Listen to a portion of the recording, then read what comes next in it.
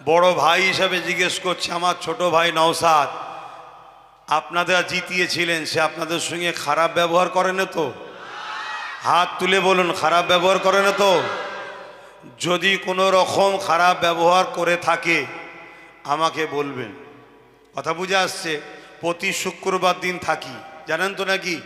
প্রতি শুক্রবার দিন থাকি, দরবার শরীফে যাবেন, বলবেন। কেন? বড় ভাই হিসাবে দায়িত্ব, তার ছোট ভাই যদি ভুল করে তাকে শিক্ষা দেওয়া। তবে মনে রাখবেন, নবী বংশের আওলাদ, জবানার মোজাদ্দেদের খুন, এটুকু আশা রাখা যায় চোর চিটিংবাজ গাদ্দার ধোকাবাজ হবে না।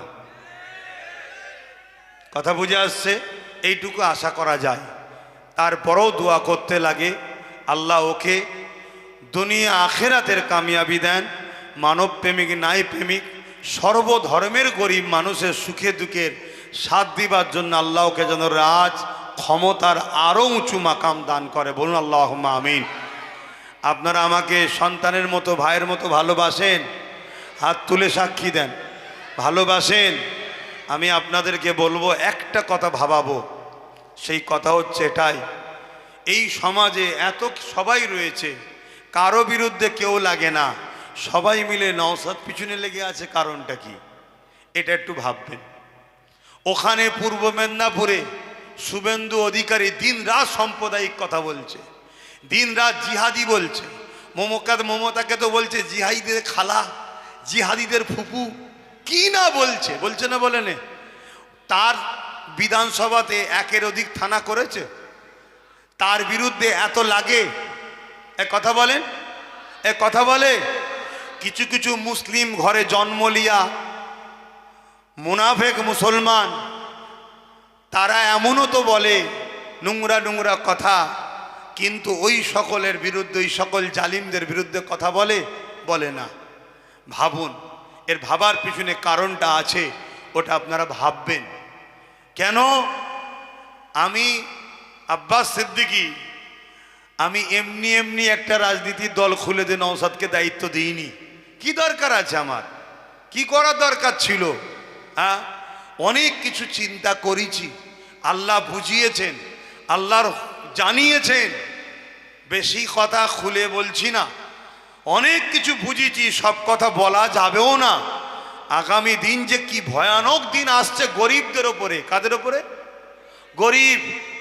মুসলমান মার খাবে দুটো কারণে, এক মুসলমান হওয়ার জন্য আর এক গরিব হওয়ার জন্যে। আর মনে রেখে দিও, হিন্দু হোক, আদিবাসী হোক, সাঁওতাল হোক, এসসি হোক, এসটি হোক, ওবিসি হোক, মতুয়া হোক, গরিব হওয়ার জন্যে তারাও বিপদে আছে। অতএব অনেক কিছু বুঝে আমি তো এই লাইনে রয়েছি। এজন্যে নওশাদকে বুঝিয়ে বলেছিলাম, দেখ তুই ওই দিকটা যা। দেখ, আল্লাহর মর্জি, সে আমার কথা শুনে রাজি হয়েছিল। আপনারা তাকে সাথ দিয়েছিলেন, আল্লাহর দয়াতে সে জিতেছে। কথা বুঝে আসছে? আপনারা ওসিলা। তা আমার ভাই, আশা রাখছি আপনাদের সঙ্গে খারাপ ব্যবহার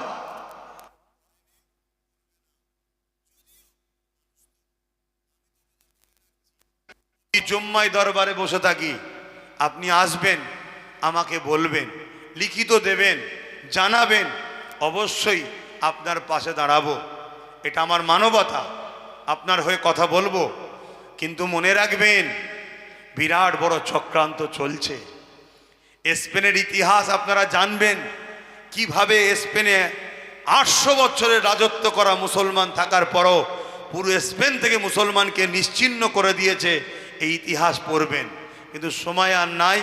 আমি বড় ভাই হিসাবে ছোট ভাইয়ের একটু খোঁজ নিলাম। আপনারা কেউ বেজার হলেন? বাকি কে বেজার হচ্ছে ওটা তো জেনে লাভ নেই। আমার ভালোবাসার মানুষের সাথে আমার কথা বলার অধিকার আছে না নাই? যে আমার ভালোবাসার নয়, সে তো আমার ভালো কাজেও খারাপ বলবে, ঠিক না? তার নিয়ে তো আমার ভেবেও লাভ নাই। তো আসুন সকলে উচ্চ আওয়াজে জবান খুলে দরুদ এই সালাম পাঠ করিয়া নবী সালাম ইয়া রাসূল ইয়া হাবিব সালাম সালাম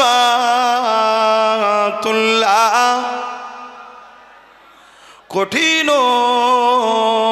হাসরের দিনে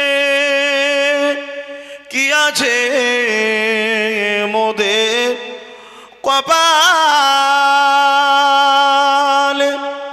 গুনাহগার উম্মাহ আত আপনার লইবেন সঙ্গে মাহশরে নবী সালাম ইয়া রাসূল ইয়া হাবিব সালাওয়াতুল্লাহ। সময় একেবারে কম, একটু বসে যান, একটু দোয়া করে দিই। সকলে বসো। এসব জলসা এই জন্য লিয়া খুব সমস্যা। চাঁদা তোলা জলসা আমায় লিয়ে আসবেন না। আল্লাহ শেফা দান করে।